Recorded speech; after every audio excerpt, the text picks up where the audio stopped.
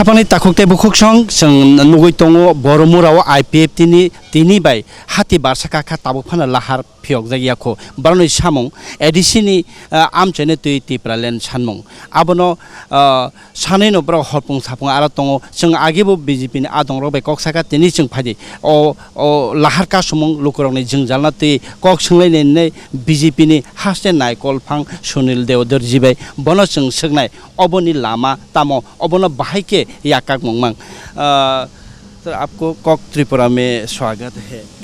सभी जनजातीय भाइयों और बहनों को मेरी तरफ से खुलुम खा। अभी मेरा प्रश्न है कि अब IPFT का ये जो अवरोध चल रहा है, ब्लॉकेज चल रहा है बरमुरा में, तो ये जो मांग है जो ट्राइबलों का अलग अलग राज्यों के मांग है, इसको बीजेपी का स्टैंड मांग रहा है CPM या राज्य सरकार। मुख्यमंत्री ने कल प्रेस मीट करके अपने घर में बुला के बताया कि पहले बीजेपी ये स्टैंड क्लियर कीजिए कि अलग त्रिपुरा लैंड के मांग में क्या है। उसके बाद राजनाथ जी को फ़ोन करके उन्होंने बताया कि मिल के बात करने के लिए। आपको क्या लगता है कैसे ये मतलब आपका बीजेपी का स्टैंड क्या रहा है, आप कैसे और अगले दिन में क्या स्टैंड रहेगा? देखिए, सबसे पहली बात ये जो त्रिपुरा लैंड की मांग जो IPFT ने की है, भारतीय जनता पार्टी ने अनेक प्रेस कॉन्फ्रेंसेस में हमारे प्रदेश अध्यक्ष जी ने, मैंने और अन्य जनजातीय नेताओं ने, जिष्णु देव वर्मा जी ने बार बार ये स्पष्ट किया है कि हम अलग राज्य की मांग को समर्थन नहीं करते हैं। तो माणिक बाबू का प्रॉब्लम है, ये एक अय्याश मुख्यमंत्री है, टीवी देखते नहीं है, जानकारी रखते नहीं है।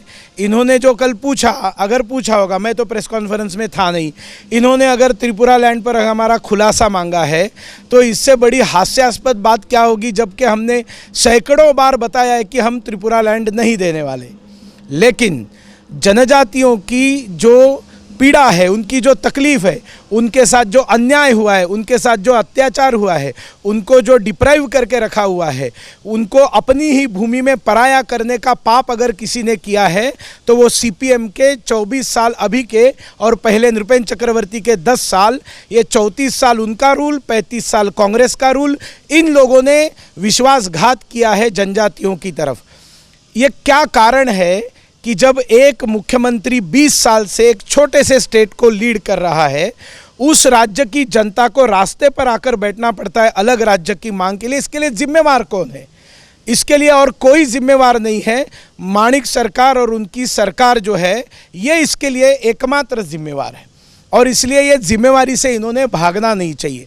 जनजाति जो वहाँ पर बैठे हुए हैं वो मेरे दिल के साथ है। उनकी सारी मांगे भारतीय जनता पार्टी मानती है कि उनके साथ अन्याय हुआ है, उनको ज़मीन देने से नाकारा गया है, उनको दवा के लिए मोहताज कर दिया है, उनमें बेरोज़गारी बढ़ गई है, रहने के लिए घर नहीं है, खाने को 2 वक्त की रोटी नहीं है, उनकी जो जनजातीय भाषा है कॉकबोरोक, उसको ख़त्म करने का काम, कॉकबोरोक भाषा में टीचर ना देकर और उसको कोई महत्व न देकर जितना भी महाराजा की अच्छी स्मृतियाँ थी उसको ख़त्म करने का काम CPM ने यहाँ पर किया है।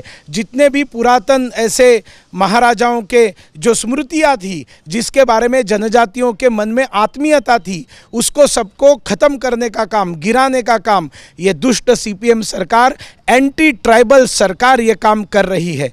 और इसलिए हमारा निवेदन है, सभी जनजातीय जो वहाँ पर बैठे हुए, उनसे मेरा निवेदन है कि आप शांति बनाकर आप वहाँ से उठकर चले जाइए।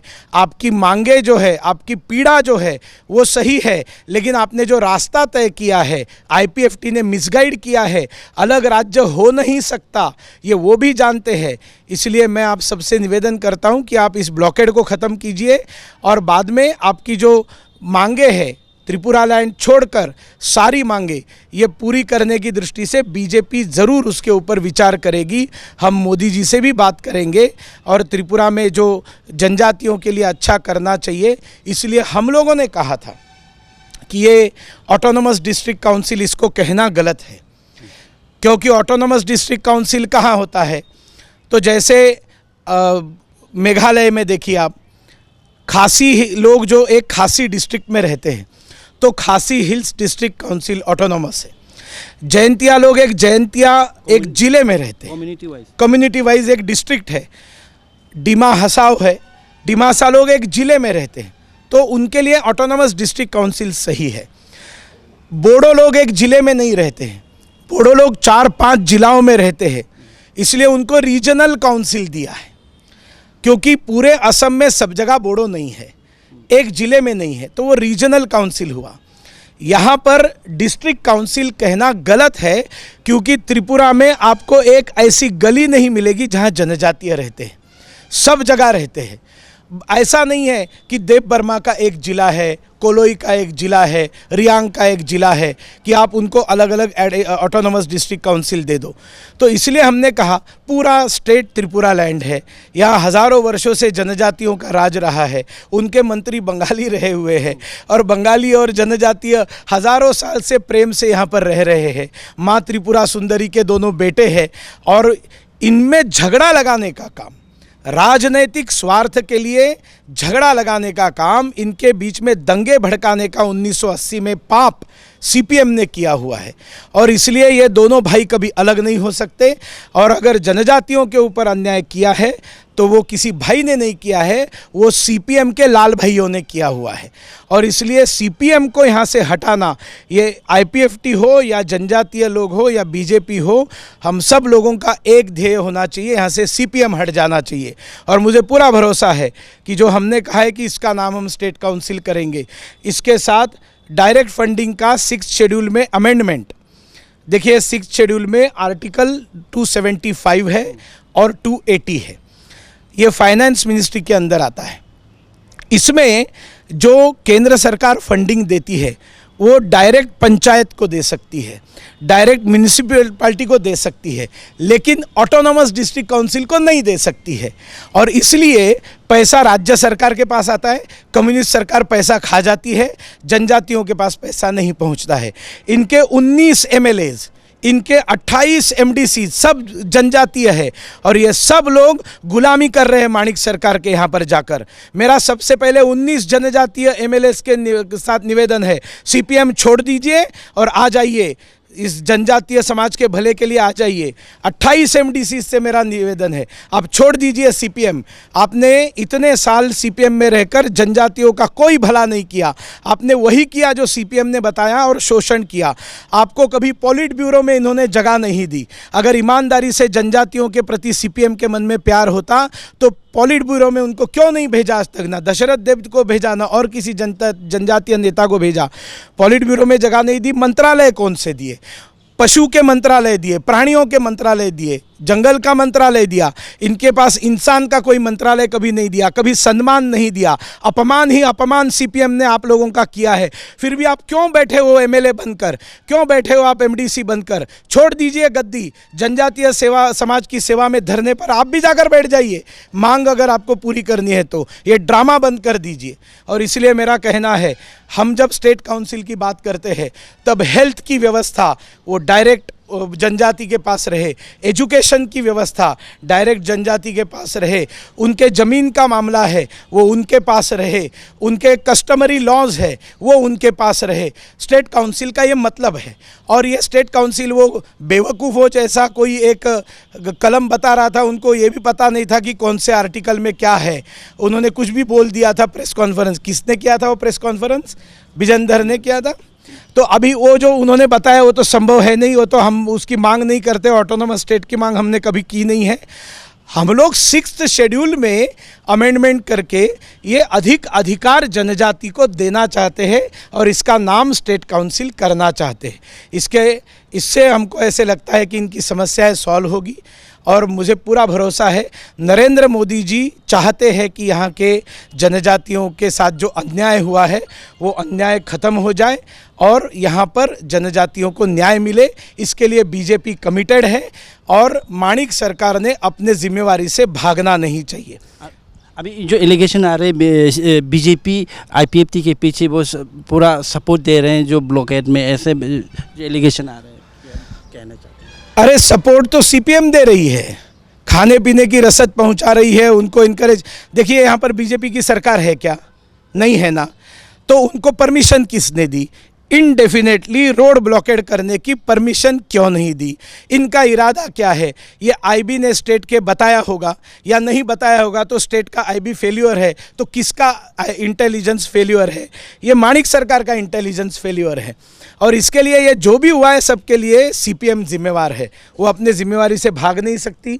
रही बात राजनाथ जी को फ़ोन करने की, आपको जानकारी होनी चाहिए, त्रिपुरा लैंड ये केंद्र सरकार का विषय नहीं है, ये राज्य सरकार का विषय है।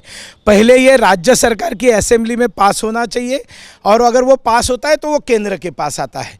दूसरी बात, राजनाथ जी वहाँ पर लॉ एंड ऑर्डर देख नहीं सकते। माणिक सरकार को वास्तविक में चाहते हैं कि राजनाथ जी वहाँ पर जाकर कार्रवाई करें, लोगों को उठाए, तो लॉ एंड ऑर्डर बीजेपी के पास रहना पड़ेगा या फिर केंद्र सरकार के पास रहना पड़ेगा। और उसके लिए माणिक सरकार को एक लेटर भेजना पड़ेगा कि मैं यहाँ पर संभाल नहीं सकता, आप यहाँ पर प्रेसिडेंट्स रूल लगाइए और फिर इसको संभालिए। आप मांग कीजिए माणिक बाबू प्रेसिडेंट्स रूल की, और फिर हम लोग सोचेंगे, फिर प्रेसिडेंट्स रूल आएगा तो हम आगे का सब देख लेंगे। आप अपनी ड्यूटी बजाइए, और हमने जो 48 घंटे का अल्टीमेटम दिया है वो आज शाम को 5:30 बजे ख़त्म हो रहा है। मैं आपके चैनल के माध्यम से पूरे त्रिपुरा में रहने वाले जो नरेंद्र मोदी जी को चाहते हैं, जो बीजेपी को सपोर्ट करते हैं, जो चाहते हैं सीपीएम यहाँ से हट जाए, वो सारे लोगों को निवेदन करता हूँ, निकल जाइए अपने घर से और इस मुख्यमंत्री को जेरबंद करके उनके घर में बंद करके रखिए। हम उनके घर का घेराव करेंगे। ब्लॉकेड क्या होता है ये घर में बैठे हुए अय्याश आदमी के समझ में नहीं आएगा, उसको समझाना पड़ेगा, जब वहाँ से उसको निकलना संभव नहीं होगा। और इसलिए हम हमारे ब्लॉकेड के स्टैंड पर एकदम पक्के हैं।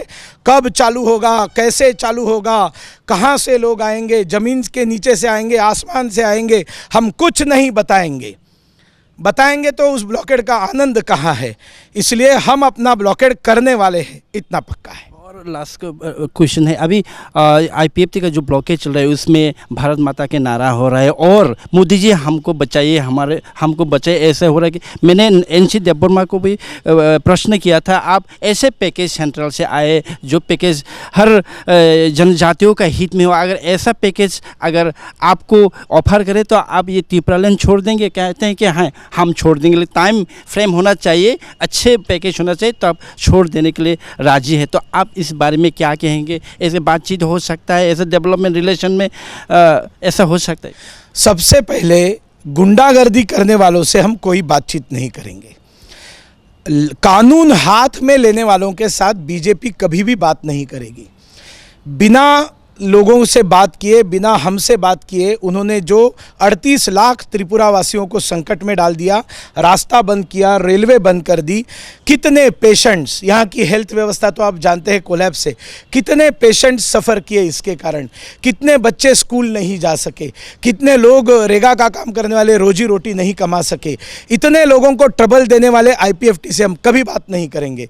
वो जिस दिन अपना ब्लॉकेड उठाएंगे उसके बाद में हम उनके साथ बातचीत करने का सोचेंगे, लेकिन ये नहीं। और रही बात पैकेज की, कोई पैकेज विकेज की गारंटी हम नहीं देते हैं। हम क्या बताते हैं सुनिए, 16,500 करोड़ रुपए का त्रिपुरा का बजट है, सालाना बजट है।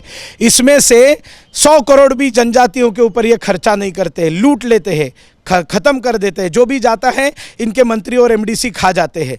हम गारंटी देते हैं, अगर यहाँ पर 33% जनजातीय है तो जितना भी केंद्र सरकार से ग्रांट आएगी उसका 33% 100% जनजातियों के ऊपर एक एक पाई जनजातियों के भले के लिए दी जाएगी। सालाना बजट का 33% हम जनजातियों के ऊपर खर्चा करेंगे। इसके अलावा इंफ्रास्ट्रक्चर के लिए करोड़ों रुपया केंद्र से आता है, और वो इंफ्रास्ट्रक्चर बनाने के लिए कोई एक बहुत बड़ा अच्छा शहर, ये जनजातीय एडीसी एरिया जो है वहाँ पर हम बनाएंगे कि जिसमें सारी सुविधाएं, बेस्ट सुविधाएं होगी। ऐसा एक बड़ा टाउनशिप हम बनाएंगे। हम जनजातियों के लिए इंफ्रास्ट्रक्चर में जो पैसा आएगा उसमें 33%, जैसे मैं आपको बताता हूँ, माणिक सरकार मुख्यमंत्री बनने के बाद 1 लाख करोड़ रुपया गए 20 साल में। ये जो बजट है ये अलग है, बजट का जो हर साल आने वाला वो अलग है। इंफ्रास्ट्रक्चर के लिए अलग से ये पैसा आया हुआ है केंद्र सरकार से। और ये जो आप बिल्डिंग मेरे पीछे स्टेट गेस्ट हाउस की देख रहे हैं, ये कोई माणिक सरकार ने बनाई बिल्डिंग नहीं है, ये सारा जो है वो केंद्र सरकार ने, वेंकैया नायडू जब मिनिस्टर थे, जब हमारी अर्बन डेवलपमेंट मिनिस्ट्री थी अटल जी के समय, उस समय हमने पैसा दिया था। 500 करोड़ रुपया स्मार्ट सिटी के लिए अगरतला में दिया हुआ है, एयरपोर्ट बनाने के लिए 500 करोड़ रुपया दिया हुआ है, रेलवे में करोड़ों रुपया लगा है, 5-5 हाईवेज हम बना रहे हैं। ये सारा जो केंद्र सरकार से पैसा आ रहा है, कुछ मनमोहन सिंह जी के 10 साल में आया था, उससे पहले अटल जी के समय आया था, मुख्यमंत्री यही था। और ये 1 लाख करोड़ में उन्होंने जवाब देना चाहिए जनजातियों के ऊपर उन्होंने कितना खर्चा किया। हम वादा करते हैं कि जो इंफ्रास्ट्रक्चर के लिए पैसा आएगा उसका भी जितना जनजातियों का हक बनता है उतना पैसा हम जनजातीय इलाके में इंफ्रास्ट्रक्चर डेवलप करने के लिए करेंगे। सड़कें बनाएंगे, वहाँ पर विद्यालय खोलेंगे, हॉस्पिटल्स खोलेंगे, रेलवे लेकर जाएंगे, ग्राम सड़क योजना के एक्चुअल रास्ते बनाएंगे। मोदी जी से उनको आशा इसीलिए है क्योंकि उनको मालूम है मोदी जी ईमानदार व्यक्ति है, उनको मालूम है मोदी जी के पास ये दायित्व देंगे तो वो करके दिखाएंगे। इसलिए अगर वो मोदी जी के नाम से नारे लगा रहे हैं तो मैं उनको निवेदन करता हूँ, मोदी जी इस प्रकार का ब्लॉकेड नहीं अच्छा लगता उनको खबर मिलेगी कि मोदी जी को चाहने वाले रास्ते पर रखकर लोगों को तकलीफ़ दे रहे, मोदी जी बोलेंगे अरे उनको बताओ मैं उनके लिए सब कुछ करूँगा लेकिन पहले उनका ब्लॉकेड हटाने के लिए बताओ। तो इसलिए मेरा फिर एक बार निवेदन है, ब्लॉकेड हटाइए, इसके बिना बातचीत नहीं होगी। और जनजातियों के लिए हम क्या करेंगे ये तो हमारे विजन डॉक्यूमेंट्स के साथ हम आएंगे। आईपीएफटी को फिर एक बार मैं कहता हूँ कि हमने जो काउंसिल की बात कही है उस काउंसिल की बात में हमारे साथ जुड़ जाए, बिल्कुल हम टाइम बाउंड करेंगे। लेकिन अगर वो बोलेंगे कि चुनाव से पहले करो तो ये संभव नहीं है। काउंसिल का अमेंडमेंट करना ये इसको समय लगता है, लेकिन हम इतना ज़रूर वादा करेंगे कि अगर हमारा 5 साल की सरकार पूर्ण बहुमत से यहाँ बनती है तो उन 5 साल के अंदर हम 100% डायरेक्ट फंडिंग से लेकर जितनी बात मैंने कही है नए नाम के साथ हम उनको देने का प्रयास पूरा करेंगे। आपको धन्यवाद। ठीक है, ताकुते बुकुसों नरक खना खना स्टेट काउंसिल अनिकाक साहोदे, हाँ साहोदे, हाँ हम्बाई एके आसु जाति नरक खना खना बीजेपी नि त्रिपुरा हास्टिनि बीजेपी नि नायकल फांग सुनील देवदेव जी लोकरक साइकनर का सकांग लाहार का समान मथा का है के त्रिपुरा हास्टिनि त्रिपुरा सरने लोकरने हामक्रानि बागै जे सामुं तांना नांगमानि 5 बोसोर सरकार हापां बीजेपी हापां फाग्यान के 5 बोसोरनि बिसिङाव जतन सामुं खाइजाकनाय नरक कक त्रिपुरा नायतंमानि बेलायखिनि हामबाय खुलुमका।